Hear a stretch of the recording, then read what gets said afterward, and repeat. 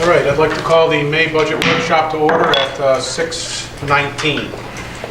And start off by thanking all of you for being here tonight. And once again, this is our third month in a row, and certainly hoping that it's benefiting us in some way, shapes, and forms. The first item, you got a lot of material in front of you tonight. I just ask that, we focus on the ones as we, everybody's been looking at some of it as going through here.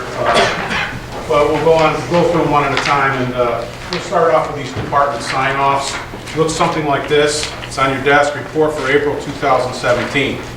Now, if you recall, we instituted this in February ourselves to pass on to the county executive, and it was a list of four questions at the time that we condensed down to three. Do you see any red flags, any unanticipated transfers or expenses, or unanticipated revenues, or any impact on the fund balance? If you take the time to look at it, you'll see that there's 20 total departments on here, and they are listed in the largest font here, obviously starting off in alphabetical order, Board of Elections. And as we go through this, and it's my intention here to not go through every one of these line by line, simply because, I think we need to take a 1,000-foot view and make sure that, if there's something alarming that's going to potentially affect fund balance, certainly we should talk about it. But as we're going through this, and I'm not, don't mean this to slough over anything. I'm not trying to do that. It's just, as you look at this, you're going to, and our county executive Matthew mentioned this to me upon discussing this on Friday and its availability, and we received it yesterday. The whole concept of potentially, when you see the nature of the comments that the people have made, this is not something that's likely to change very much from month to month. These department heads commenting on these items.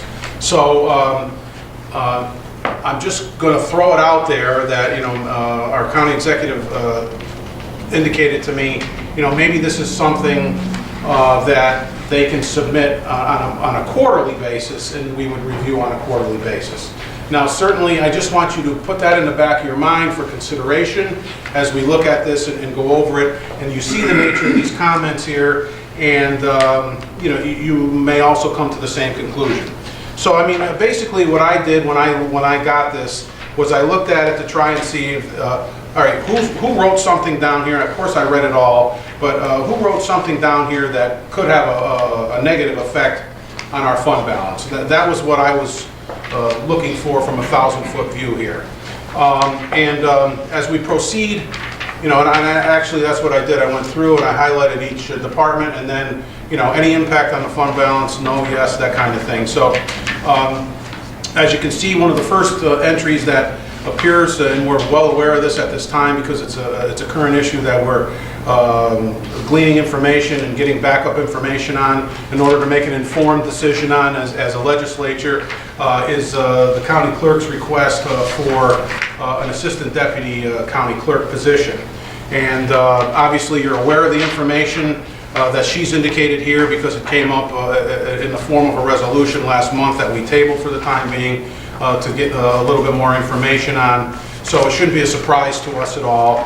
But you can see the nature of it, and as it's written here, and the response, any impact on the fund balance, transfer of funds, to fill the vacancy. Well, certainly those funds would be transferred from the fund balance, and it wasn't specified there. But as we move through this, you can take a look at these items here as we turn page to page. Some of them that stuck out to me, mental health. There was an indication that there may be, depending on date of release, the county will have to pay approximately $13,000 a month for costs. This is an unfunded state mandate that the county pays 50%. And the comment here, funds will come from the general fund balance. And Matthew, I just, was looking for your presence here for some clarification. Is she, or he or she, whoever runs this department, talking about the fund balance? Yes. So, Okay.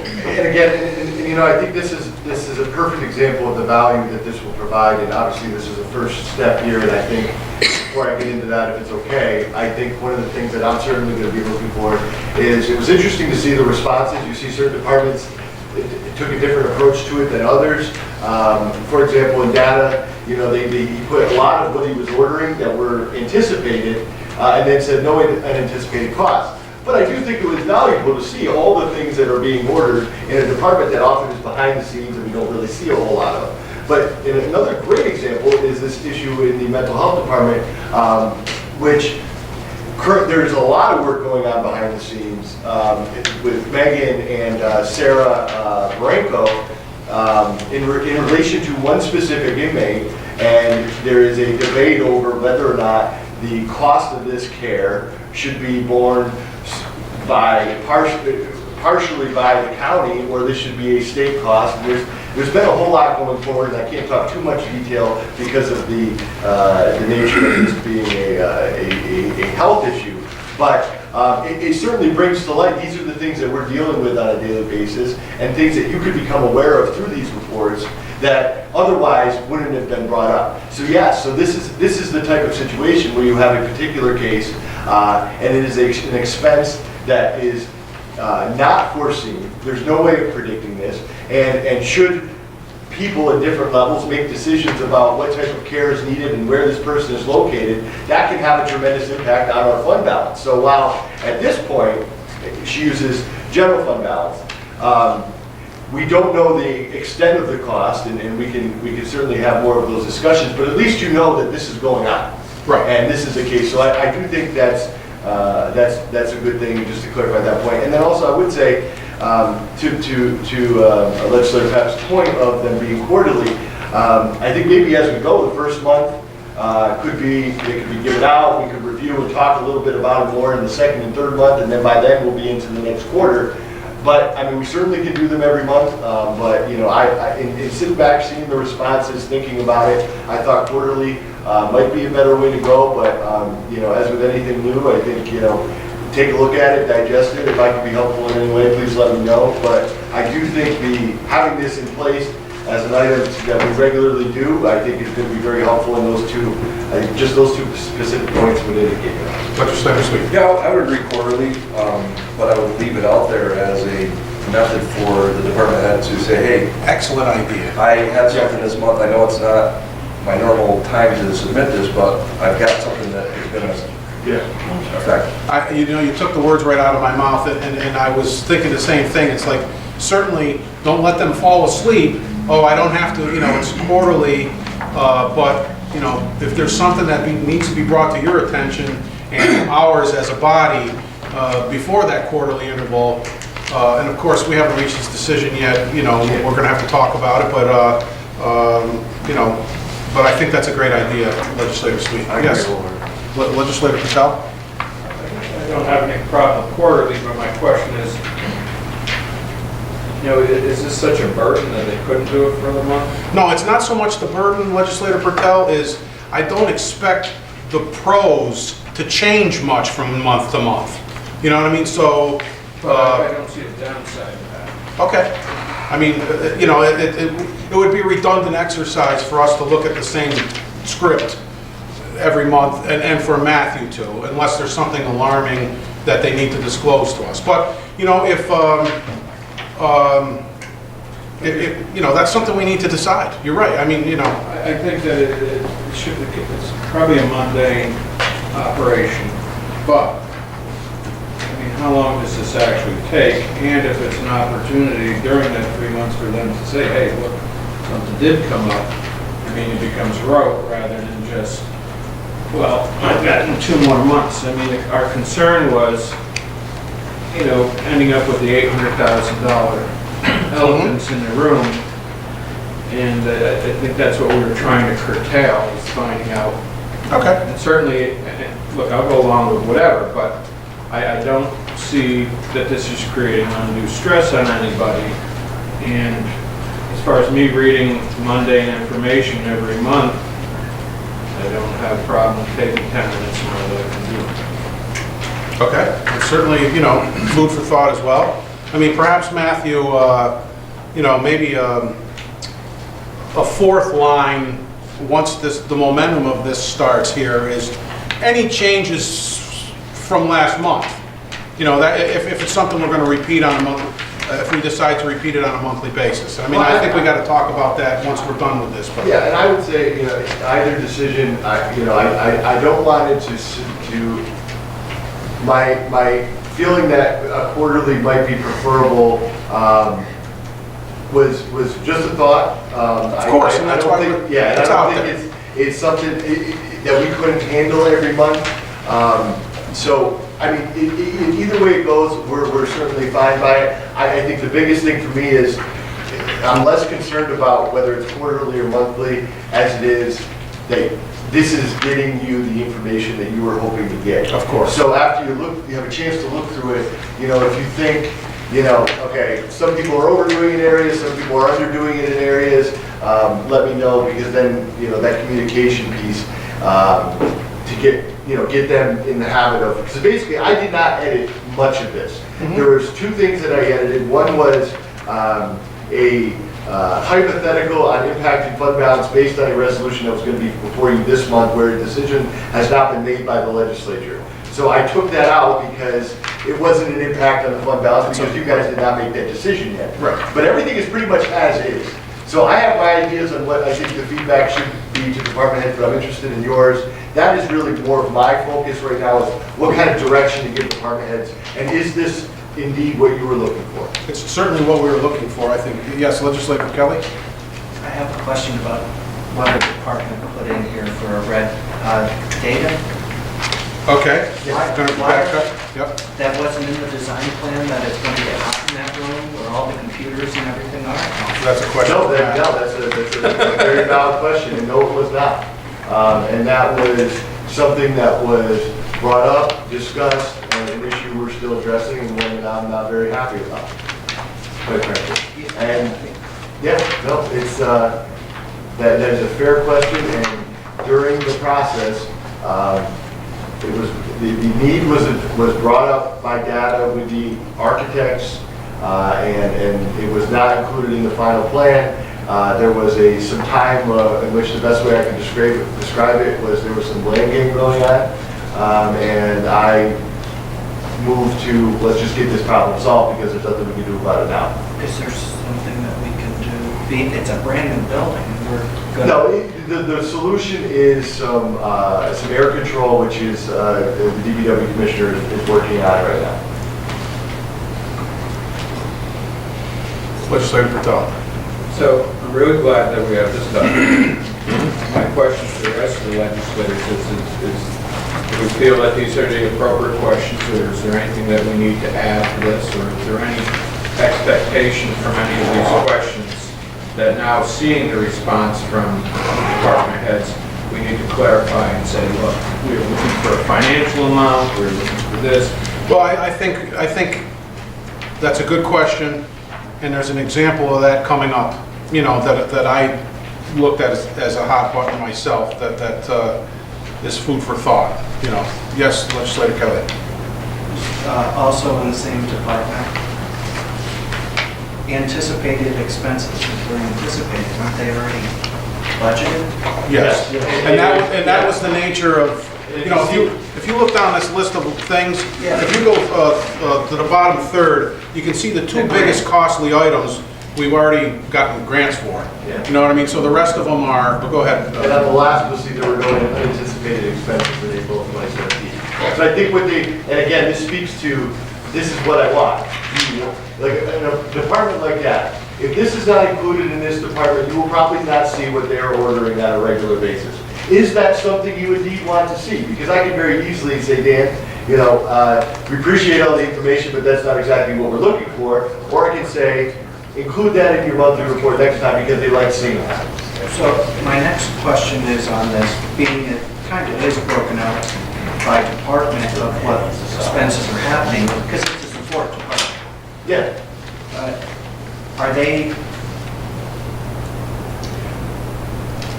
probation? It's the first one on there. They have 3 laptops. Is is that expense in probation's line item? No. It's all- And like we've done, Like- going back to the Yeah. beginning, Okay. and this is why Dan is putting it in here. Because all the software upgrades, all the hardware upgrades, and all the manpower to fix and deploy these resources are in his budget. And then when budget time comes, these are not mandated expenses, so he's looked to as to the one first to be cut. But he says, no, no, no, these other departments need the software. Or he'll say in other counties, the IT are built in within the departments. We made the decision years ago to consolidate all this stuff so we can better track it within one department. So just to get back on for some of the new people, but to answer your question, yes. That's. I just want to make sure that was still being followed. That is absolutely And, you know, it still- would also streamline the process, because we won't have one department having HP printers and the other one having other printers or Samsung. That way we can bulk order. And even just while we're on the topic of data, you know, the strides that they've made since the new legislature has been here, as far as upgrading our software and our hardware and our security, has been significant. And we are a couple generations ahead of where we were. We're still not where we need to be. It's no different than your equipment in DPW. You get to the point where everything is relatively new, and then it's a maintenance schedule, and you're not playing catch up anymore. We're almost there in IT. I think that's the reason why he put so much in there, because he's been talking to me about all these things that they've been doing, but I think he's very proud of the work that they've been doing and including all that. And I think that brings to light, you know, I think a theme here is, you know, this is their communication with Matt on a process that, you know, of accountability that we wanted to implement and we agreed to implement. So, you know, that's the primary communication line, and we're stewards of this budget, obviously. So, you know, we want to make sure we're included in this decision-making as well, you know. And if I can, I apologize for keep blabbing, but I would say also something that gives me great comfort with this process is, and even if we did decide to continue to do it monthly, is the question is asked every month, are there any red flags? Are there any fund balance usage? And if that is not answered, and then all of a sudden we have a request in a resolution form, it eliminates that idea of something going underneath the radar, not saying anything, not saying anything. Absolutely. So that I really think is a. And that in and of itself may be enough of a premise upon which all of us, you know, decide, have them keep doing it monthly, just for the regimentation of it. You know, but we'll talk about that after we get through this. So, you know, if we go down a couple of probation department, for instance, there's a need for $2,900 from a contingent account. Matt, is it in the contingent account? That's actually the resolution that we passed. Okay. So we're all set. So we're all set. And Okay. she just put that in there. That was part of our microfiche Yes. grant and stuff like that. This Actually, person is that- That was that temporary, I believe that was a temporary position Yeah. to take care of the filing. Yeah, that, the microfiche, the laser fiche would would eliminate that problem. Yeah. And then if we move forward to page 9 of the report, sheriff and jail, you know, some good news there. Anticipated transfers or unanticipated revenues, and obviously the state has announced a 911 revenue grant, 440 perhaps coming our way, but they haven't received the paperwork yet. Now, obviously, Matt, I mean, my question to you is, you know, that's unanticipated revenue, but there's also going to be something that needs to be spent on immediately. It's a grant, you know what I mean? So it's not like it's a windfall Correct. that can be used to offset a shortfall in, for instance, foreign prisoners coming in. Correct. Okay. Yes, Legislator Kelly? Is this already included in the budget, because this 911 money is always coming? No, so it's additional. Because I know sometimes there are smoky. No, I believe this was an upgrade in, this was a grant that was provided to upgrade your technology and things of that nature. I just had one, with 911 money, that's restricted money, and it has to be used for upgrades to the 911 system. So it's unanticipated revenue, but not With restrictions. with the restrictions and no windfall to offset any other departmental shortfalls. And Legislator Jesse, did you have a question? Yeah, because now that we're looking at the sheriff and the jail, I'm just wondering if, with respect to the format of this, whether or not we should be asking if there are any anticipated shortfalls in revenue. Because that's really what started this whole thing, and that doesn't show up here anyplace. We don't know what the status of his anticipated revenue is. Well, you know what I think we can do in that regard, and just a suggestion, and you know, as a facilitator here, backslash that against the red flags, because that's a red flag. You know, I mean, so Matt, can you, is everybody all right with that? I'm sorry, I don't mean to, just, you know. so you red know, flags or shortfalls in revenue? yes, Okay. unanticipated shortfalls in, right, or shortfalls in revenue. Shortfalls. Okay. Because, Yeah. like, what is the status of that right now? Can we look that up with the, what we budgeted for revenue in that? Yeah, we're gonna get to that on the, you mean for the sheriffs? Yeah, We'll get into that a little bit on the I have budget, numbers for the dashboard. on the dashboard. thank you. Yeah. Yes, Chairman Diamond. Just a question for Sean. So you mentioned the 9/11 funds were restricted. Could any of that be used for dispatch? That I haven't seen the details. Some grant money can be used to offset salaries, depending on the road. Gotcha. Thank you. All right, so, and if you look, and also the last line there, and this Legislator Patel was what I was getting at, you know, or what you were getting at, but what I was getting at when I said you're going to see this, you know, I might be seeking funding for overtime, you know, it was kind of, you know, well, yeah, well, how much? You know, that kind of thing. How about we put a little more effort in strategy? Yeah. So, so, you know, I mean, Matt, I would think, you know, as primary contact, you know, and receiver of these and filterer of these before they come to us, if you see something like that, if you can get anybody who might make a comment like that to quantify things, you know. I will say this, I will do the best I can in that regard. There is a difference between the elected versus not elected. Okay. Well, you know, certainly an effort on your part in the form of an email or a communication that documents the fact that we had the wherewithal to ask that question, you yourself and us as a legislature, certainly at least we're covering And again, our process here. I didn't do a whole lot this month as far as, you know, taking the process on myself and saying, hey, do this, do that, because I just figured the first month would be good to just get some reactions, see what you're looking for, you know, and certainly with this feedback, I certainly have a much better idea of where to push and where to, you know, and quite frankly, even, you know, for me, some of the departments that were no, especially some of our bigger departments, I would actually like to see, other than just a one-word answer, if not, then just give me a brief narrative, a sentence or two on how things are going. So I think that was one of my initial, because again, you can, you know, even if you answer it quickly with a no, and then you come to the board a month or two later and ask you for something, you know, yeah, I have that as a background, but, you know, I think getting them to All right, so now that we've, you know, done a cursory review of this, let's just backtrack a little minute and synopsize things. We'll be looking for the format to change any red flags, backslash, budget shortfalls, or what, Martin, what was the term? Revenue shortfalls. Revenue shortfalls. So that modification, and I guess the other operative question is this something we would like to see what frequency would we like to see them do this at? I'll start with you, Legislator Kelly. I like quarterly, but still have them have the option if something happens in the month that is, you know, Okay. we want it quarterly, but if something, Okay.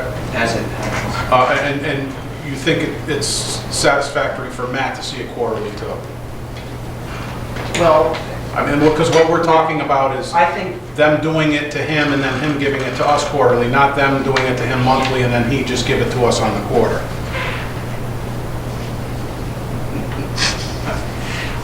I would hope that they're updating them weekly. Well, I was actually just gonna say that. I said, No, I mean, this is but I a mean, structured yeah, process, but I get the calls all day long. Performing the exercise.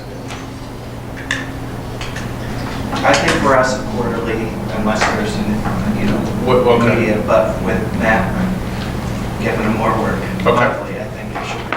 Legislator Sweet, I think. Yeah, I think quarterly is probably the best way to go and leave it open to, like I said before, but maybe for the first 2 or 3 months, you want to let this roll just to see how repetitive it actually is going to be. Okay. Maybe, like Bob said, maybe, Carry it out through June maybe. Yeah, just let it roll for 2 or 3 months and see Yep. what it, okay, we're seeing the same thing every month. Boom, boom. Yep. So now let's go to quarterly because we're Okay. going to read the same.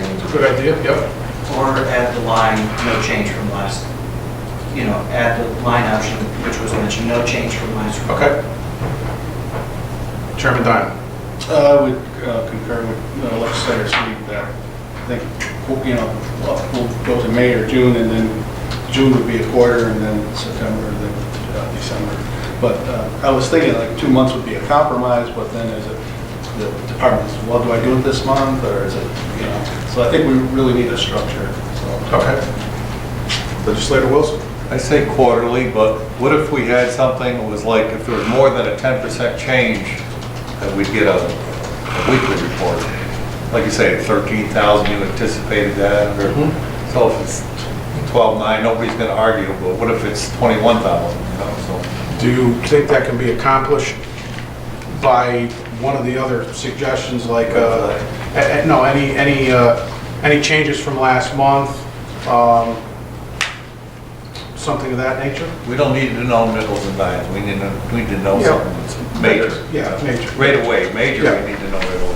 And we're looking, well, I mean, we're looking not departmentally, but by cost center, at, how the revenues and expenses are tracking too. So, As long as there's not a big change, I'm not quarterly. okay. Legislator Duchessis? I'll go with Legislator Sweet's recommendation. I think that makes a lot of sense. Okay. This is a nice tool for department heads, too. Absolutely, absolutely. Legislator Isabel? I'm happy with quarterly report with major update changes Okay. immediately. Legislator Pertel, it sounds like quarterly is the comment of the day here. That seems to be the flavor of the day. Yes. Not mine. I don't see any downside risk of doing it on a monthly basis. I think that it's good for accountability. I think that when we did this, we put it together for accountability.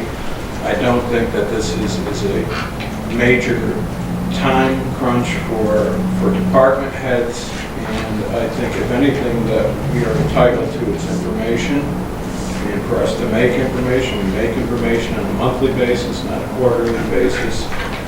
And I think that once they have it set up in their computer and they do it, I really don't think that it's going to take 10 minutes unless something that comes up at the top of their head that's significant, then they can change last month's Okay. thing. So, why don't we... I'd really like to see it tested to the end of the year, to be honest with you. I'd never like to start anything and then immediately change it in such a short term. I think that you're not going to get the benefit of knowing how it runs out of 3 months. I think you get much more benefit out of it running 9 months or possibly further. All right. Executive Matthew?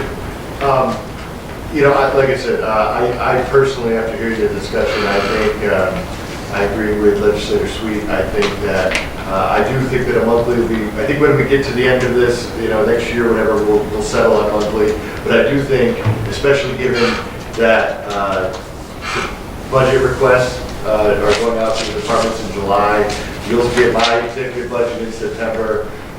With that in mind, I think, and getting, perfecting this process, I think going monthly, at least in the foreseeable future, is fine. So I will take it upon myself to get another request out and have another one of these ready for you for next month, and then we'll see how it goes. Well, it seemed to be that we were on that pattern anyway, that we're Yeah. gonna do it monthly through June. Yeah. So I guess the question is we have one legislator who wants to go monthly beyond June, and most of the others who don't.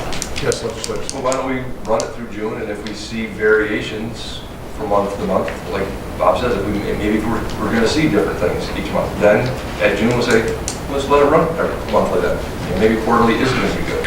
I think what we find too is that in our budget, things don't happen in 12ths. No. When you get into DPW, your things are not happening until September. So I don't think you're gonna run the gamut and understand that what the benefit of this is until you run a full cycle of what's going on with your budget. And I think this has to do with the budget, understanding the budget better. So, you know, we have these discussions about budget this time of year, and we look at our dashboard and we say, well, it's 40% out of whack, but that's seasonal. Okay? I don't think you're going to gain the information from that until you run a full cycle of the budget to understand how the importance of this is.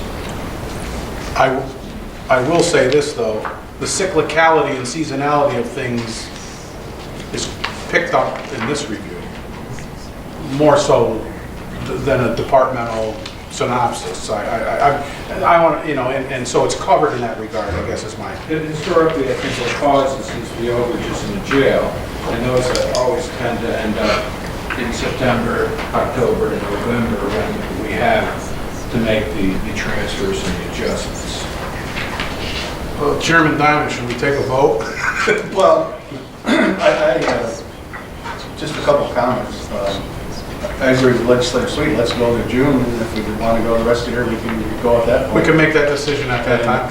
I mean, the other part, this is just one of the tools in our budget arsenal. Like you mentioned, we have the dashboard, and the executive has his ear to the grindstone every day. So that's, you know, one of three things. So let's, you know, the thing I don't want to happen is that they do it every month and it becomes mundane and Becomes rote. They just Rote, yeah, by like rote. Bob said, it's on their computer. Oh yeah, no changes. I don't want. I really, you know, like to get the valuable information. Last comment, not to throw another wrench in the issue, but I also think all departments are created equal. For example, the mental health portion of this, that has been going on for a long time. That's going to be in there every single month. Whereas, if you look at a department like weights and measures, that, you know, these departments, there's not a whole lot of change. I'd say for the bigger departments, your DSS, your DPW, the sheriff and the jail, those might be the ones you want to keep an eye on a monthly basis. So it's definitely different between departments. And yes, the smaller departments just could go in and say, oh, no changes, no changes, no changes. But, you know, I'm a big believer. Let's see how it works out. Do it for a few more months. You guys can make a decision. You can always either go to quarterly or go back. Either way, it's going to work just fine. I think the big step forward is the fact that we're doing this. We're providing structure to make sure that the information is available to both you and I, and there's accountability. So I think this is a big step forward, regardless of which way. Well, I suppose that, yes, Legislator Patel. I'm fine with going to June. We don't need to vote. Okay. If you want to vote, but I'm fine with going to June and seeing All right. if we want to. All right, well then why don't we do that? Why don't we enhance it with revenue shortfall, enhance it with another line, you know, any changes from last month, have them do it monthly through June, and you know, and when we get to July, looking at June's, if we feel the need to go monthly beyond that, we can decide that as a team. All right, great. Thank you, John. All right, let's move on to the dashboard.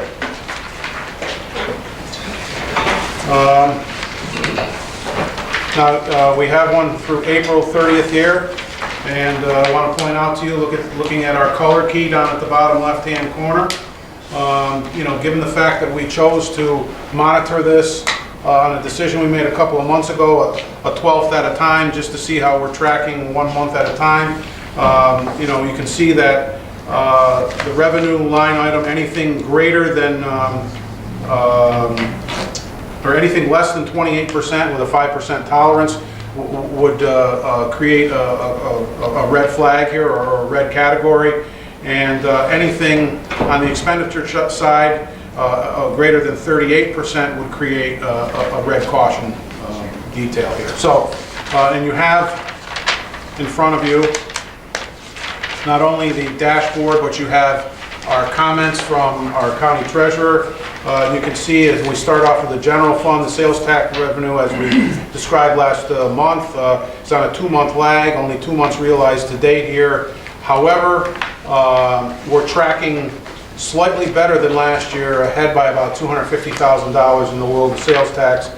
Discussions with Sean preliminarily going over this material in anticipation of this meeting suggests that perhaps the price of gas has gone up a little bit, and that has contributed to it.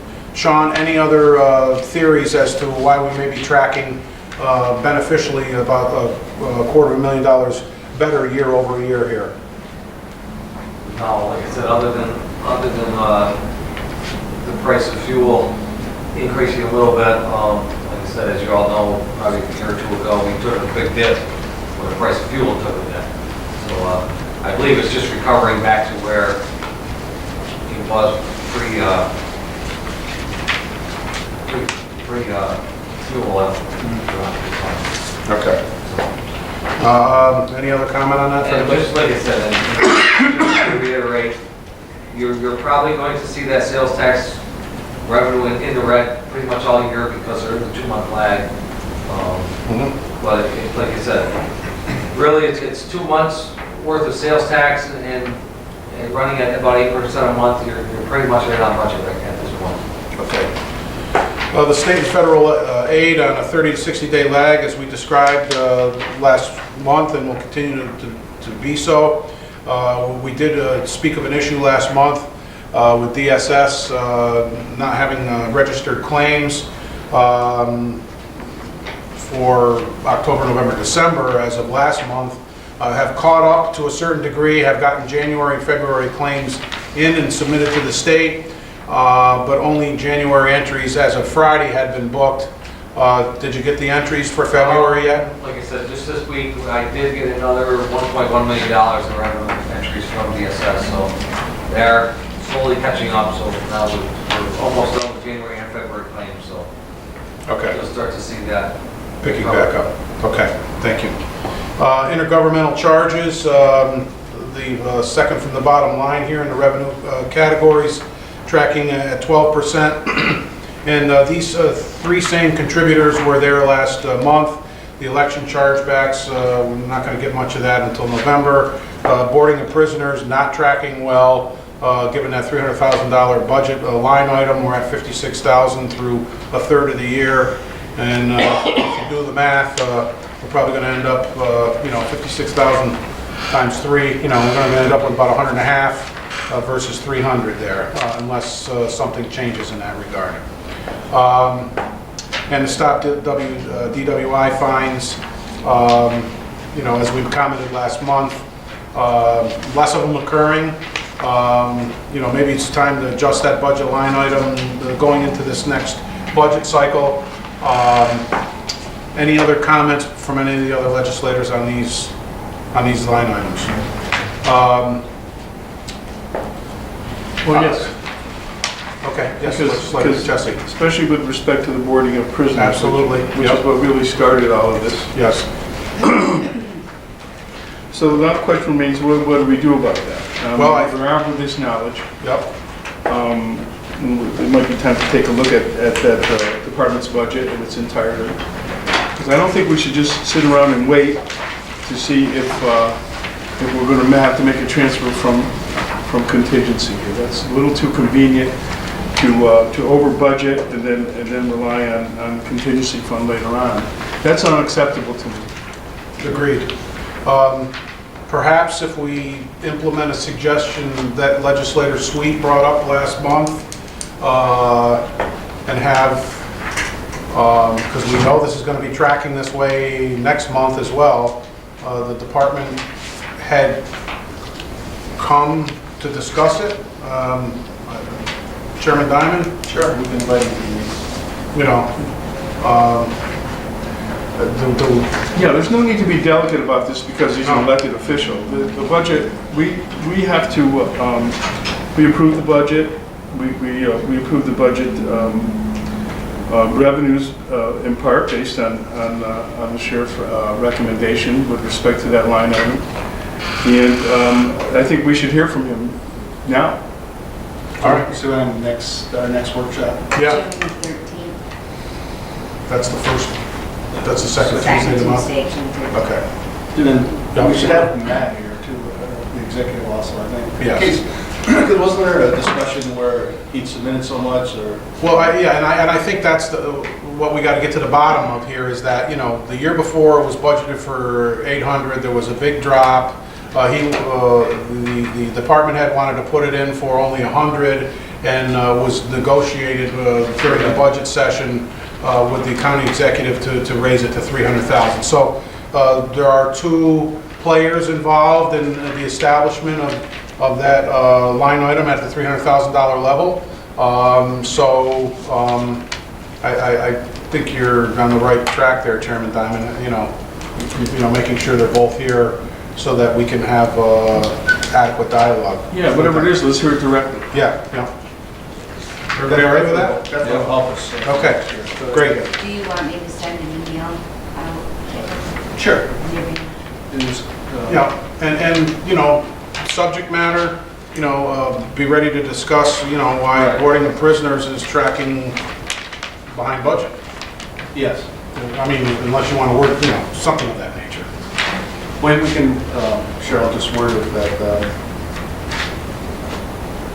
boarding of prisoners, as of our April report, was 56, you know, use the verbiage in here, and the budget is 300,000, 18%. So, Yeah. thank you. Chair. Yes, legislators, no. Attorney, did we ever finalize that Verizon contract with the revenue we were getting from that? They have our revisions and they found silent again. So, What did they do? They asked for revisions again?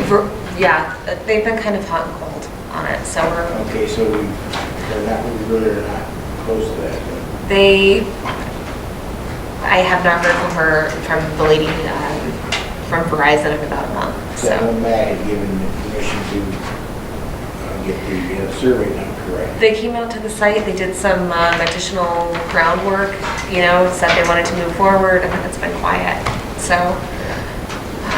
I haven't heard anything. It's on my calendar to follow up with them by Friday, but I haven't heard anything. How much we talking about there? It's about $25,000 Per annum or per a year. month? Okay. Okay, thank you. Thank you, legislators, Bill. And thank you, Counselor.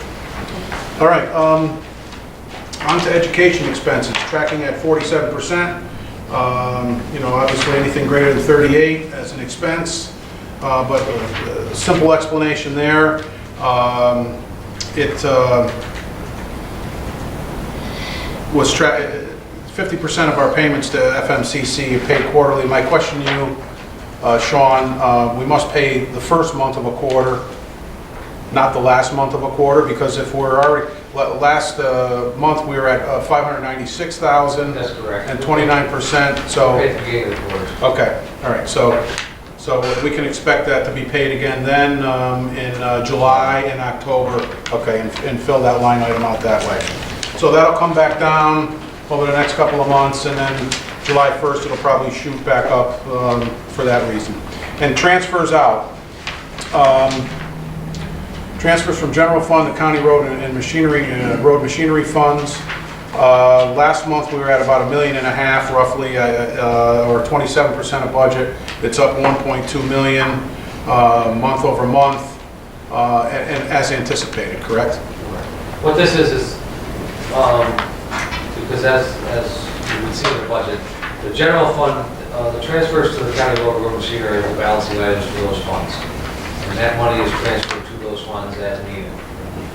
When it's fully transferred, there is no more. It has to come back to the budget. Okay. Any other questions on the general fund dashboard? Yes. Yes, Legislator Patel.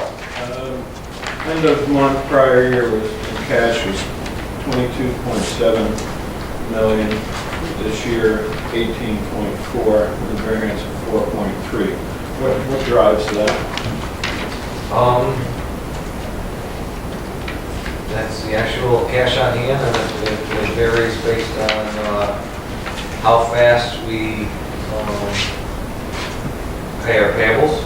And you're at the payables that we do at year end, and But is there some anomalies between last year and this year? no, not really. And and I will, like I said, as we get to discussion on the AUD, and I'll explain a little bit, as you start to use your fund balance, naturally your cash balance is going to start to move. So, All right. Legislator Kelly. The fringe benefits that are up 112% from last year. I mean, tracking in the green, but up 120, up 120 or 112%. that is based on the actual claims paid, like I said.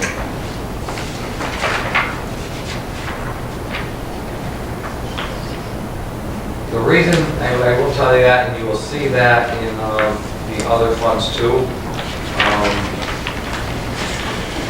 There's a couple benefits that we pay all at once. Workers' comp, disability, and FICA is paid up front. Where last year, it didn't get paid until like May or June. This year, we took it in June. Because if you look at the D and the DM, you're seeing that they're up 100% as well. Satisfied, Legislator King? If you need more detail, I can give you the exact amount.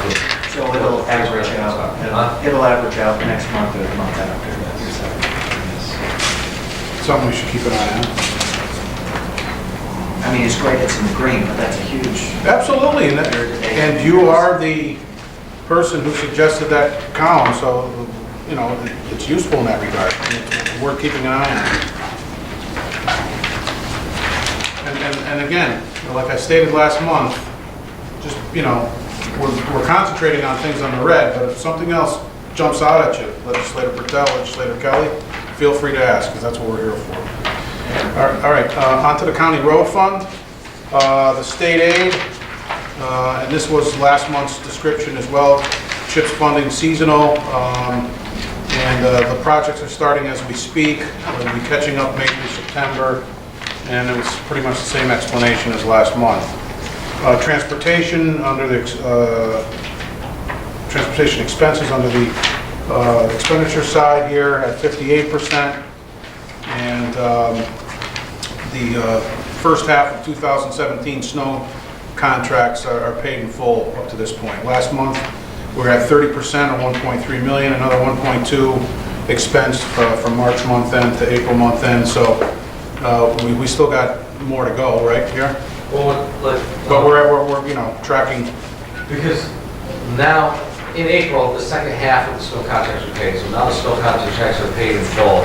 Okay. The rest of the money will be used for road projects, Okay. road maintenance. And then the mowing and grass and brush.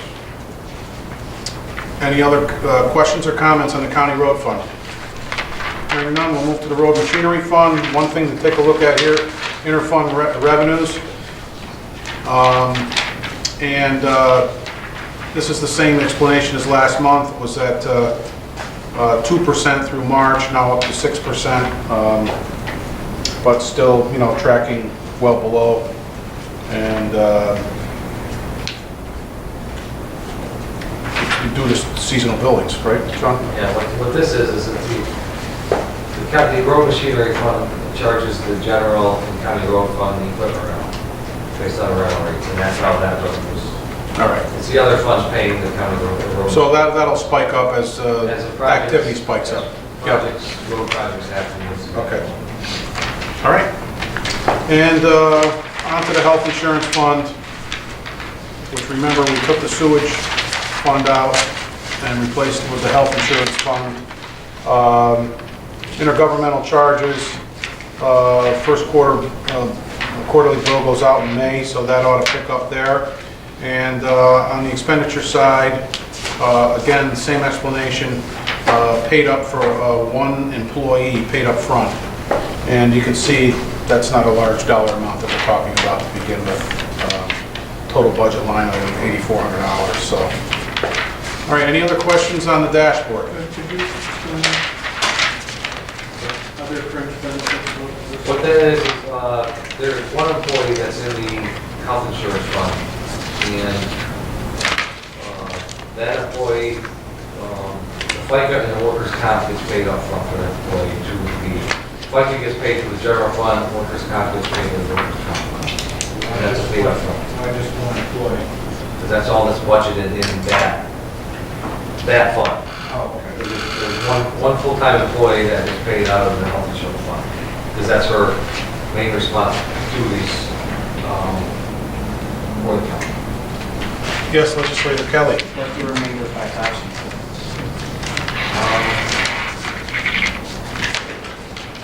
I believe it would be the retirement bill, the retirement piece. The retirement is paid, it's not to the summer. And what's our rate? It varies based on what tier somebody is in. It ranges from approximately,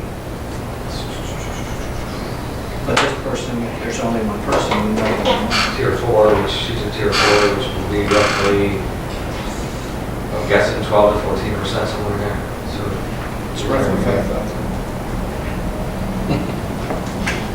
But I can give you I can shoot you the exact amount of what Any other questions on the dashboards? This is great. Hopefully everybody, you know, I mean, it was our decision, and hopefully everybody's gaining some value out of it, and I think it's working pretty good. Certainly having discussions about it. Yeah, absolutely. All right, now we'll move on to the budget dates. If you recall, last month, we had the relevant budget dates pursuant to Montgomery County Charter, and, you know, we went in and tweaked some of the dates, and the counselor to my right has appropriately pointed out to the legislative secretary that a couple of dates, clerk and secretary, I didn't mean secretary like, you know, Jane Hathaway on Judge. Clarifying. You know, I meant like secretary of the board, you know, president, vice president, secretary. But at any rate, we had two dates here that were, as you see at the top, pursuant to Article 7, on or before. And if you look at the date that is now September 25th, we had it as September 26th, which was going to be a Tuesday and a day for a meeting. So we will be looking at moving that date to Monday, September 25th, in order to comply with the charter. And you can see the revised date there. And actually, I got ahead of myself. And the date above it, September, we had September 10th in there. And now, this we need to discuss, I believe. September 9th is a Saturday. And part of the reason that in my dialogue with Cheryl today that we selected September 9th is I will be away Friday the 1st to Friday the 8th, coming back by midday on that day, probably, or early afternoon. So I suppose we could also do it Friday, September 8th, but it would have to be, you know, just to make sure, like 3 in the afternoon. You know, that I would have to hightail it out of where I am and get back here to do that on that Friday. So I want to throw that out to the rest of you, and I will subject myself to whatever you decide. If I could just say something for a minute, just especially for the new legislators, that day in particular, I think you would want to maybe have that Saturday morning, because that's when you're going to really be talking about and digesting the tentative budget and different things that you may want to look at and make changes to, and then also decide if you want certain departments to come in Right. to meet with you guys. Right. So, you know, if you did it on a Saturday morning, you could have, you know, indefinite time to talk about Rather it. than pigeonholing it into an afternoon. Right. Yeah. What does everybody want to do? Like the 9th. The Saturday morning? Yeah. Later morning. Like 11 o'clock? Yeah, it can't be 8 o'clock in the morning. Don't you worry about that, Legislator Kelly. He's got to milk cows. Yeah. Everybody all right with that? I'm gonna go with the flow. Huh? How about 10? That's fine. And Okay. That's fine. And jumping back in on the 25th date, another thought the clerk of the board and I discussed regarding that was we want some time for department heads to come in and make their presentations to us. Knowing that we're going to be meeting September 25th, knowing that we have a meeting on Legislator Hadlock, how are you? Welcome. Knowing that we have our full board meeting on Tuesday, the 26th, just a thought, and so as not to have a third night that week to come back to the chambers to hear department heads' presentations, and this was just a thought, the concept of holding our September 26th meeting instead of 7 o'clock at 6 o'clock. We usually get through the meeting, in about an hour or less, and then having people come in for presentations after our meeting on the 26th. If that's the case, and we decide that, in August we have to pass a resolution changing the start time of the September full board meeting to 6 o'clock. Or the other alternative is to do it another night that week. Chairman Diamond, your thoughts? Is it something we can do that night, or would you rather do another day? I'm certainly going to defer also to some of the incumbents here who have been through this before, and how much time it may take, and so for the 26th, yep, it's a Tuesday. so we're having our public hearing the 25th, and I'm trying to remember last year. we did the first week in, I looked it up, it was like the first week in October. Because But it was really a time crunch, but I think there was like 2 or 3 nights of special meetings where you had the departments come in. Yeah, 3 nights. That was prior to that time. Yeah, that, Prior to when we received the budget.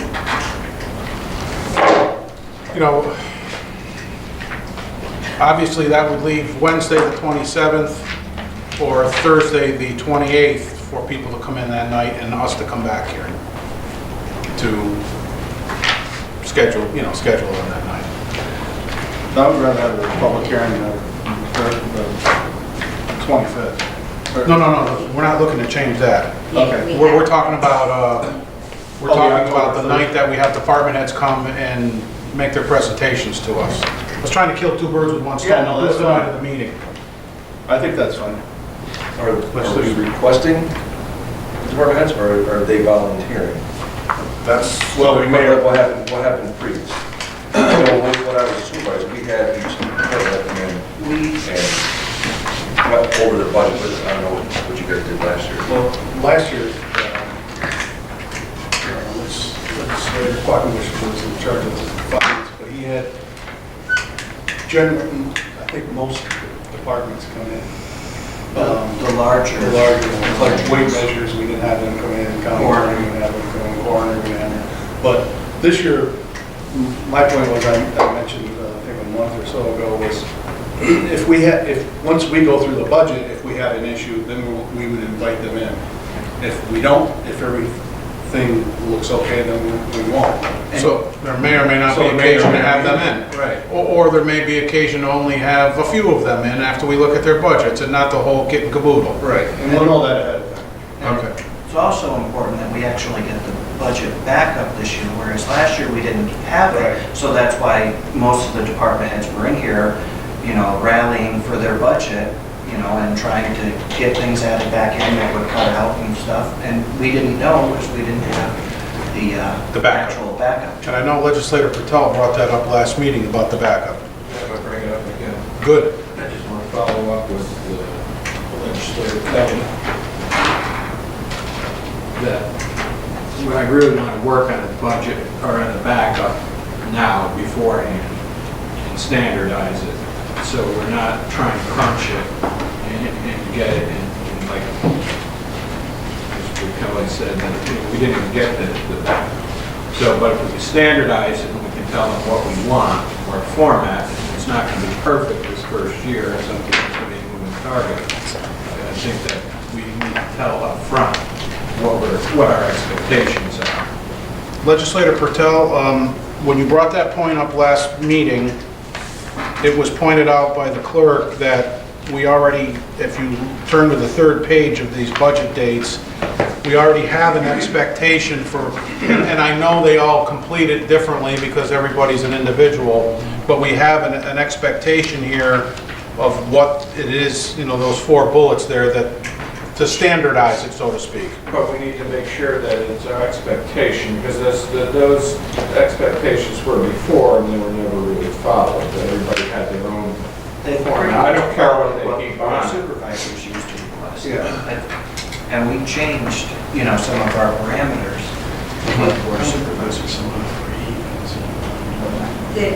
Sean, I believe, you send the reports out to the departments when you send the budget The budget request packet out, goes out. right? To back it out.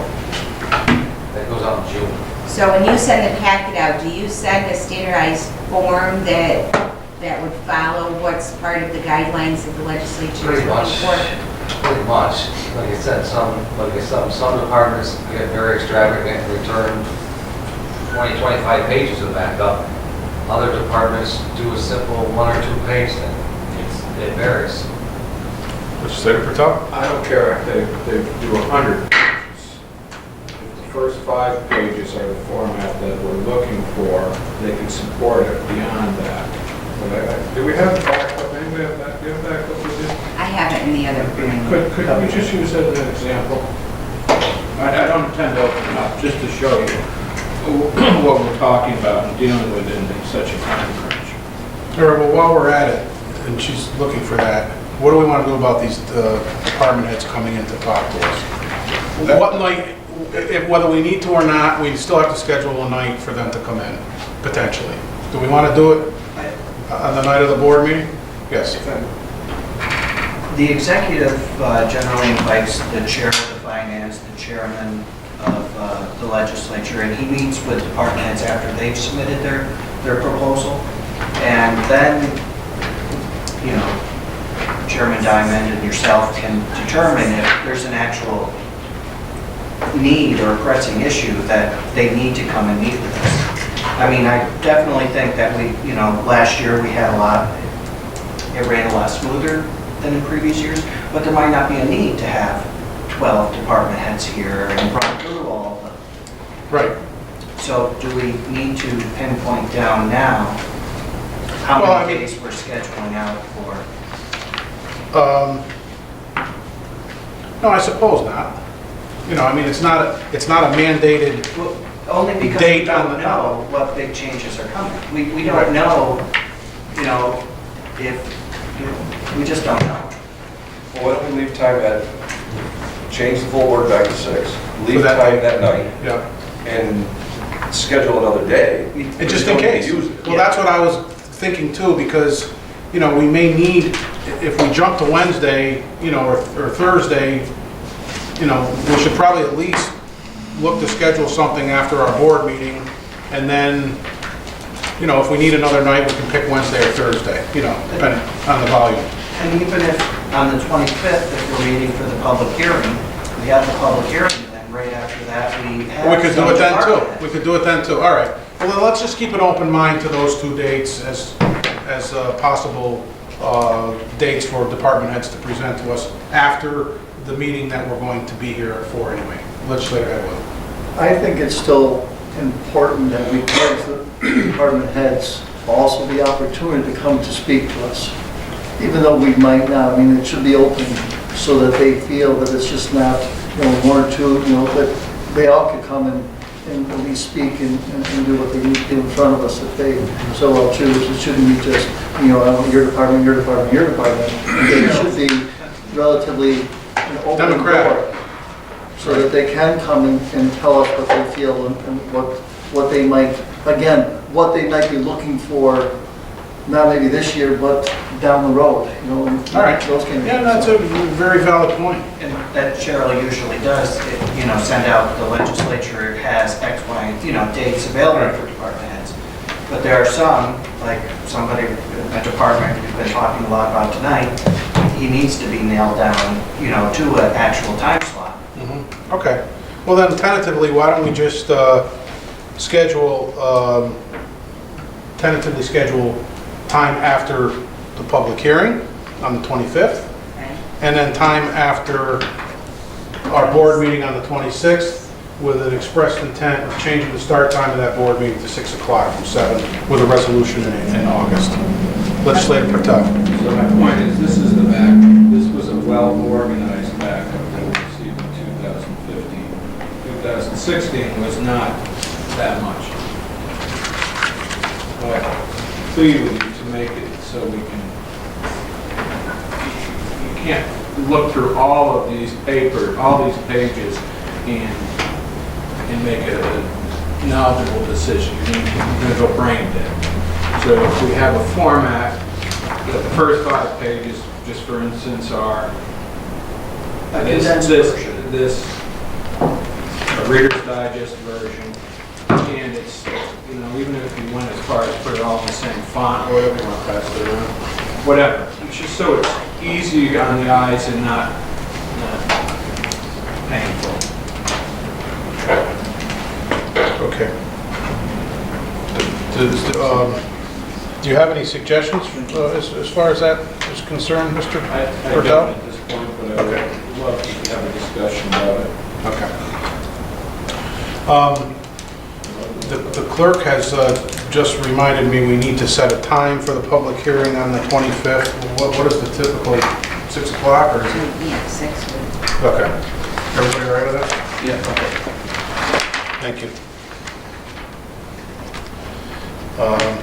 Now with this, after we approve this, are we stapling ourselves down that it will be at 6 o'clock? Because in years past, I don't think that we actually put. No, that's not for in here. I just want to know so that when the time comes, we can Yeah. plan it. But we will have a resolution next week for confirming these dates.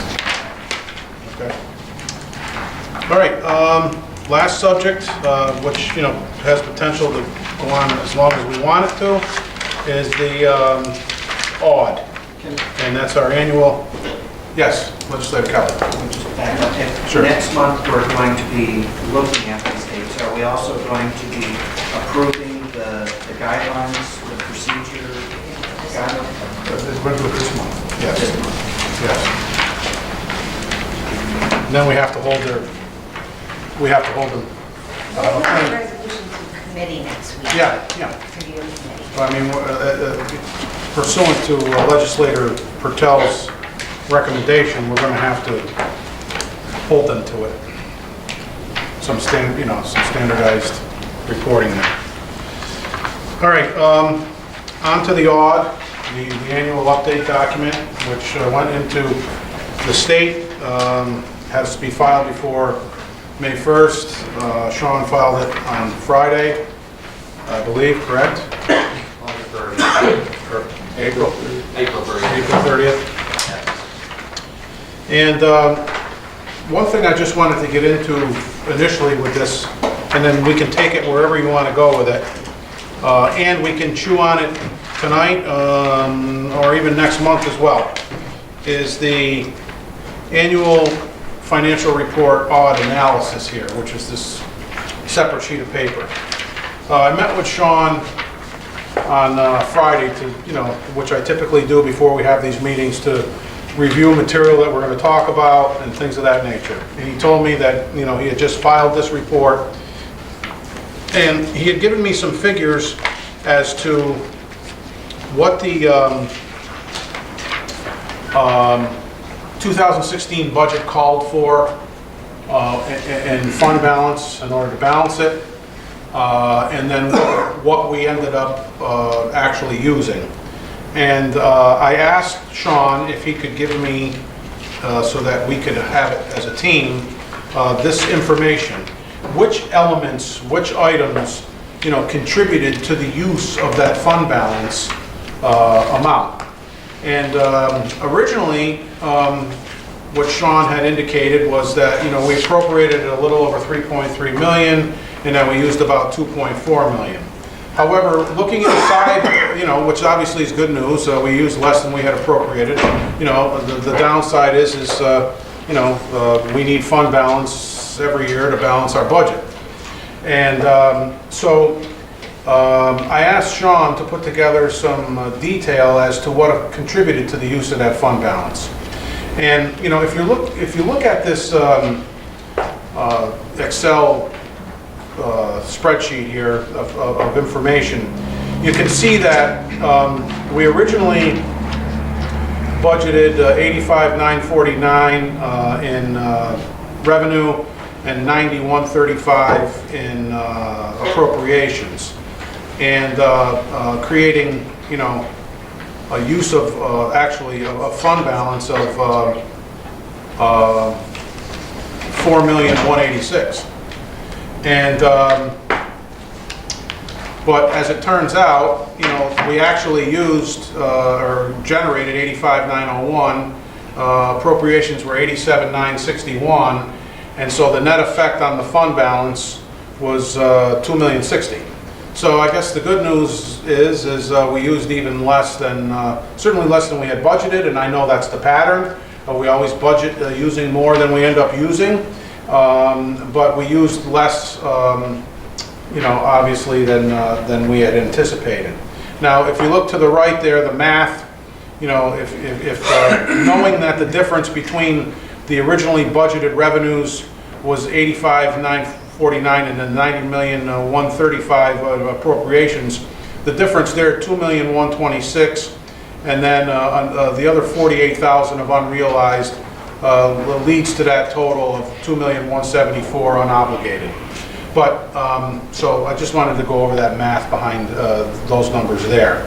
But as we look down the detail of what's inside these numbers, you can see that some unanticipated revenues over budget were the gain on sale of property. Is that multiple pieces of property, Sean, or one big one in there? What that is that's the gain on the auction that we have every year. Okay. Tax foreclosed properties. And just to give you an idea, this is not something you can expect every year. Last year we did have a farm that sold for far more than the upcoming tax. And like I said, this was by far, it was a grand slam as far as a property that could sell at auction. You don't get those properties very often. Okay. What does that usually track, given your multitude of years of experience? Usually, we're at around 100 to 150. Okay. Is an average here. As a bogey that we can count on from auction sales. Okay. The pilots. It's the reason why your pilots are up is each stunt has a clause in their pilot that if they don't hit their employment numbers, they have to pay a penalty. And actually, the last 2 years, they've had to pay the penalty because they didn't hit the employment numbers. So that's why that was unanticipated revenue, because that's something we can't budget. The sales tax.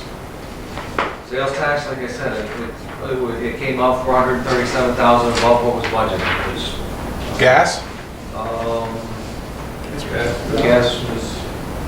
I mean, when we talked about January first 2 months being up 250, so they had to be down for part of last year. And did it catch up at the tail end of the year? Actually, first quarter, it was up and down quarter to quarter. I believe last year, first quarter was down considerably, and then it rebounded.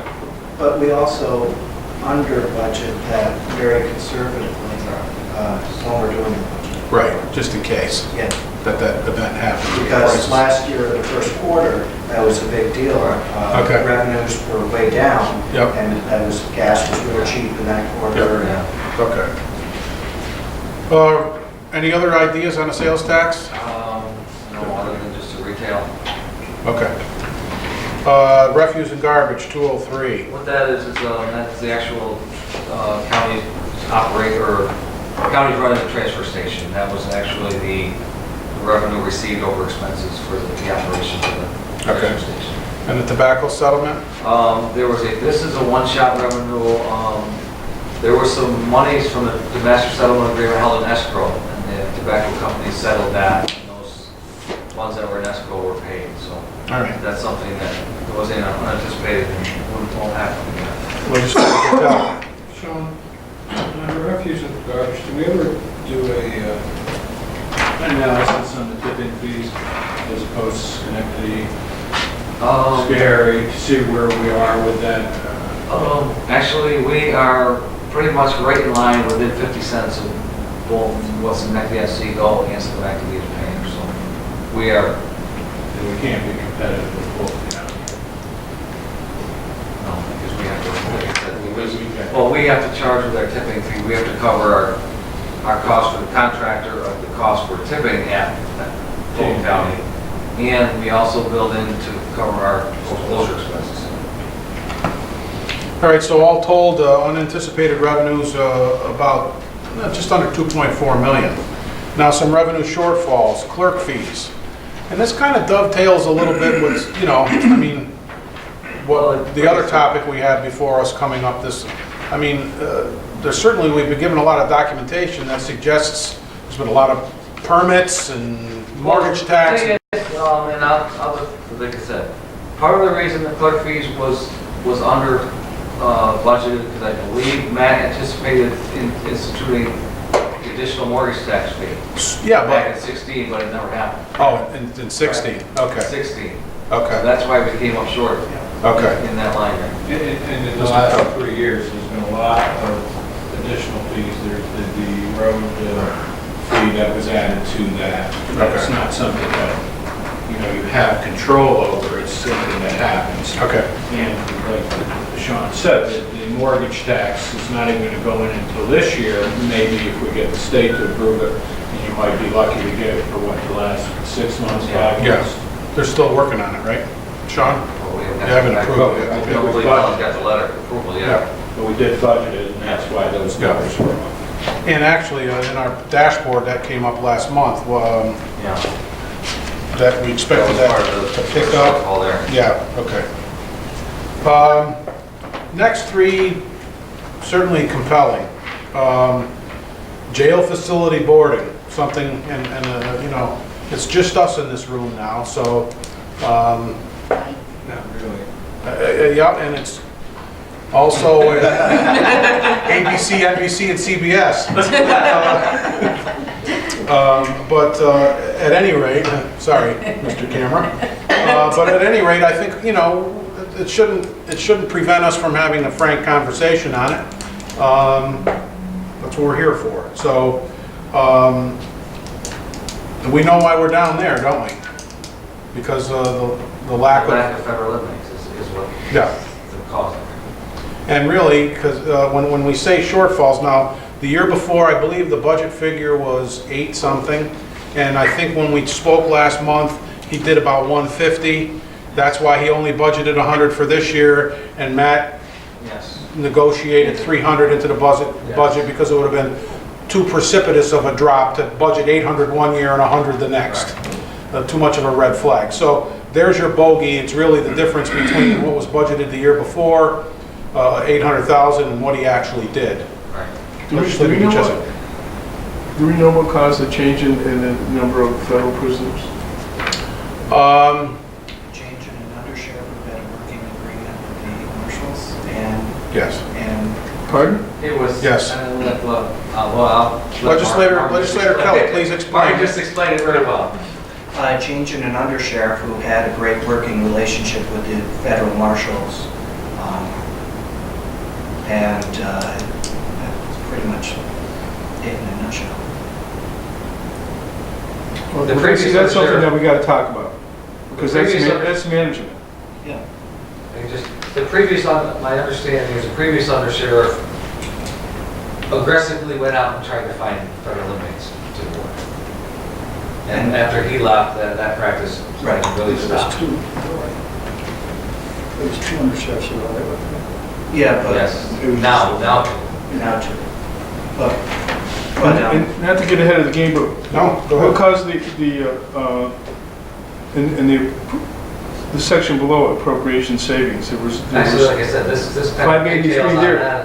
This kind of pigtails on that. He was way short on his boarding, while his expenses were way under budget as well. so that somewhat offset that amount. Yeah, it did. Somewhat offsets, and I will tell you.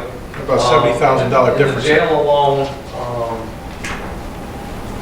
his personnel was 248,000 under budget, and his other contractual expenses were 173,000 under budget. Well, see, that's a significant Yeah, amount that we should ask him about, because that, it, And that may be part of an outcome of not having a number of inmates in the jail at one time. all right, we just gotta understand those two things better. Right.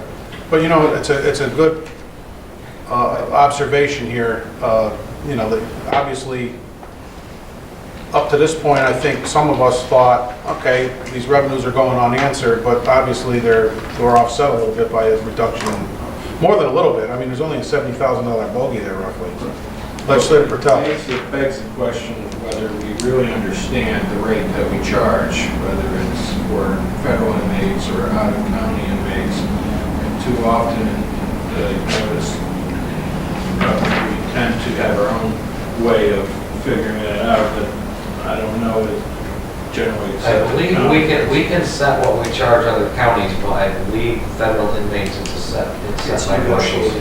But my point is, if it's not what we anticipate that it is, then why do it? And put all our efforts into doing it. If we're not making a windfall on it, then why are we doing it? Or why are we keep on having this discussion every year? And Well, this- I believe the reason that we pursue these inmates is because the jail's required to have a minimum staffing anyway. Right, but that So, effect is not Well, let's- really, Yeah, we need to get the sheriff to answer these questions. and I think we need to understand it too. We need to understand what goes into that. Because, I mean, it's ebbs and flows with. Yeah.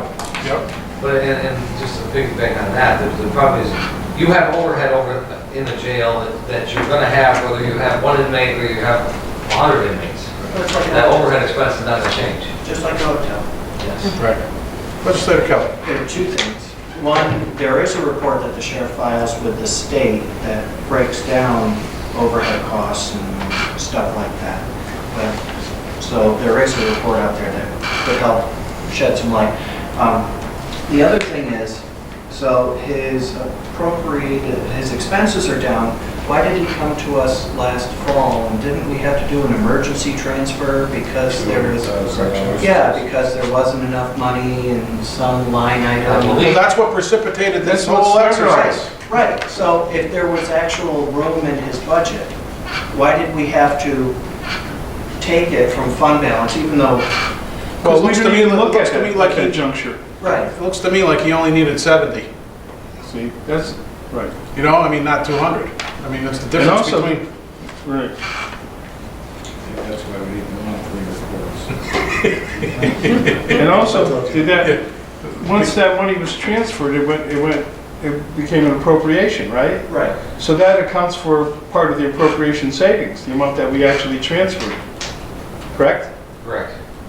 You see how that works? So that 200's in that 583.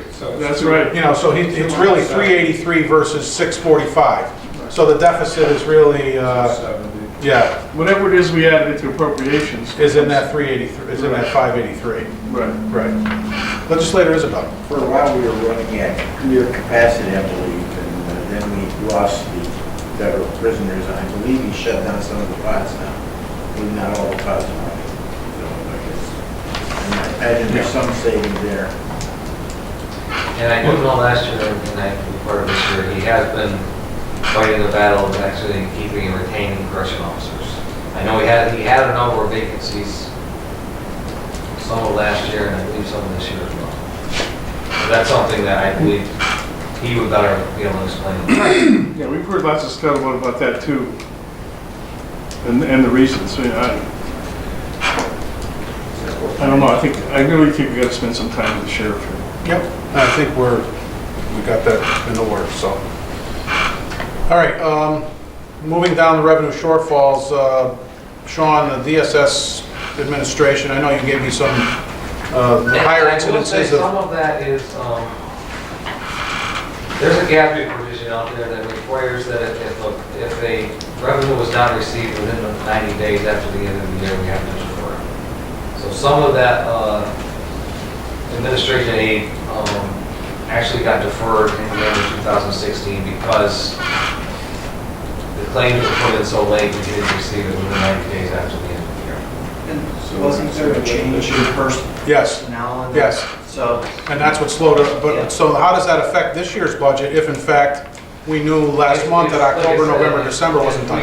If we get back in order and everything catches up, you may see an uptick in DSS's administrative revenue for 17. You should. Now, Sean, on Friday, didn't you explain to me that there were some other DSS events that, you know, there was a higher frequency of... Like I said, on some of, like I said, overall, their programs were, which was approximately about, on that of about $200,000 over budget, and I believe he came and explained, one of the big programs last year that we really got hammered was with foster care. Right. I believe the number of cases that the county had to deal with, I believe almost was triple in the previous couple of years, so. Plus The placement of foster care. All right, those were the two things you mentioned. Plus, they can be like, one foster care could be 10,000, and the next one could be 100,000, depending on how the circumstances are. And I know for a while, they were placing anywhere from 6 to 12 children a week, which is unheard of, before. Okay. So Chair, I wonder if that's Yeah. something we should have on our dashboard. Is it one of the lines now? I can check to see how that's running, Yeah. because that's lumped, That's it's scary. lumped into one of the categories of the dashboard. Oh, okay. If you want it broken out, we can do that. too. Which one is it within? It is part of, on the general fund, it's part of economic assistance. That's fine. Okay, okay, yep. Legislator Kelly. is the new person who's handling financial end of DSS, are they still using the same kind of worksheet that the previous one was I using? believe she did, because I believe she's been trained by the previous. So then, that actually, instead of breaking it out, if we were to get that monthly, that would really help us, because Okay, it's I can very, reach out to her and see what she can. Okay. it was a very good worksheet, very detailed. Extrapolate on that. The DSS budget is on a huge Excel sheet, and there's a consolidated worksheet that it used to be part of the budget backup, and it was very in-depth, and I think that would help us, you know, instead of, Is there some condensed version of it so that we're not pouring over? yeah, there's a A summary of it? consolidated, Okay. it's like a 3-page, but it's big font for people to read. Okay, okay. Legislator Isabel. I believe that, Sean, I'm not sure, we hired additional fraud control people to try to recover some money. I believe, like I said, I don't know the actual staff. I think they had 1 or 2 additional people for fraud control down there. And do you have any figures on that, Sean? Not on how much they spent on the extra employees, but I don't have what the recoveries. recoveries. Have to Yeah, ask the yeah. commissioner what he's, you know, how they're doing. They're doing pretty well. Yeah, no, I've heard good things out in the community about that too. All right, and, looking down to appropriation savings, data processing, any explanation there? No, Buck like I said, I 47? just noticed, like I said, I took quick numbers, I showed that the contractual expenses were actually 147,000 less than we budgeted. All right, and, I don't have a detail of what okay. not spent. Sheriff, we talked, in jail, we talked about DSS 419. And like I said, that's DSS personnel throughout the year of 2016, the vacancies that they had throughout their budget, total, that much unexpended. Okay. And like I said, if anybody has any questions after reviewing this, like I said, please feel free to call. Yes, legislator. Couldn't that have been the increase for the equipment in the new building, and then we got a grant or something to offset it? Like I said, I can look up and find the detail, and never talk about the data. Yeah. I could look to see what the actual breakdown is. I just have the summary form. I can look at it now. All right, so we go to the bottom of the page, you can see that $3.3 million original appropriation from the fund balance to balance the 2016 budget when it was adopted in late 2015, encumbrances of 144.6. Additional appropriations throughout 2016, 628. And so that gives us an amended appropriation of $4,157,985. We only used $2,060,000 of it. So, I mean, good news. Now, Sean, but the reality is now we're down from 11. Like I said, one thing I will caution, like I said, in the past, we've appropriated fund balance around $3 million, but we haven't used it. Now we're hit the point where we're starting to use balance, or fund balance. As you can see on this report, our unassigned fund balance went from 11.8 down to 9.4. And if we continue this trend, appropriating about 4 and using 2, in 4 years, we could be into some financial difficulty without structural changes to the budget. So, what you're saying is that we need to be very careful about appropriating fund balance, or using fund balance in the budget. I'm warning you that if this trend continues, we could be in trouble in 4 or 5 years. And the reality is this, unless sales tax increases, right now, I asked them, what bogeys do we have coming in? How much money are we going to get from the gambling casino? Well, original article said $1 million a year. It's probably going to track 300,000 to 500,000. The way it's, you got your first appropriation. The first month and a half it was open, they paid it the quarter end March, and so it's only open 3 weeks of February and 4 weeks of March.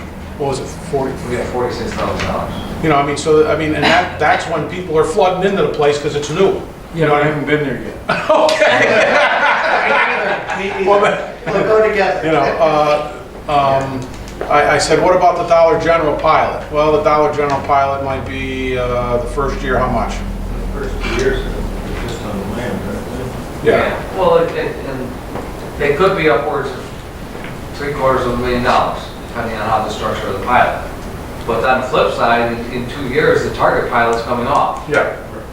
So, the reality of it is we don't have enough bogeys coming in, and, new-found sources of revenue to offset the ability to use part of fund balance to balance our budget every year. That's just the state of the county, so to speak. And I think it's good budgeting practices too. Well, like I said, I think another saving grace is if you see, some of these one-time revenues that we got in 16 actually bail us out, or else we would use a lot more fund balance. yeah, and we can't rely on that happening. Right. And so obviously, and I know, we're on camera, but obviously when you don't have a lot of new revenue sources coming in, there's only, 2 things you can do. And you guys have been in politics a long time, and it's raise taxes or cut expenses, to not use fund balance. There's not too many other alternatives out there. Just one combination of the two. Yes, or some combination thereof, yes. spoken as a former mayor who had to deal with this all the time. It's a reality we're faced with. You know, and another good piece of news, I guess, that Sean mentioned to me Friday is the tax cap is either 2% or the CPI index, whichever is lower. This year, he was at a seminar, the CPI index will be 1.86, you said? 1.8 approximately. 1.8, last year it was 0.8. Yes.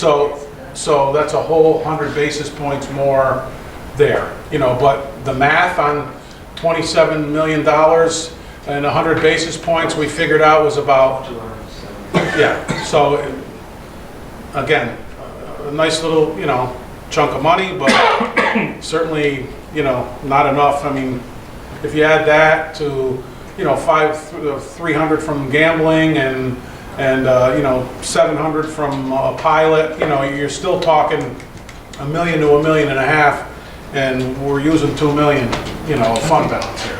You know what I mean? So it's, and then that doesn't even calculate in unforeseen expenses that may come up. I think one other consideration is the unintended consequence of the tax cap is that you kind of got to butt up against it, come up to max that out, or else it affects you in the out years. Yeah. And the amount that you can raise. So you'll probably be right around it. Yeah. So, I mean, I don't know if anybody wants to get any further into this audit. I just wanted to go over the, you know, what contributed to that. Now, Sean, I have one fundamental question. If we only used $2,060,000 of the fund balance, why did the difference between what was in there before this year and the difference of what we're left with, why is it? Yeah. Oh, you're using 400 Because towards. you went from you appropriated 2.4 to appropriate 2.8. Right. You took 400 more of your unappropriated and appropriated for the 17 budget. For this budget. Okay, so there's your book. All right, everybody had enough? Great job, Jim. One more, thanks. Yes. We've been having discussions about the clerk position, and I met with the clerk. I just wanted, I think we have. Legislative Patel, she gave everything, I put it on everyone's desk tonight. She sent you everything that I have? Because she brought it down. Thank you, Sean. Got everything except that. All right, very good. All right. Yeah. Can I have a motion to adjourn from the floor? So moved from Legislator Kelly. We don't need a second, do we? Yes, We need a second. Legislator Headwell. Thank you, gentlemen and ladies.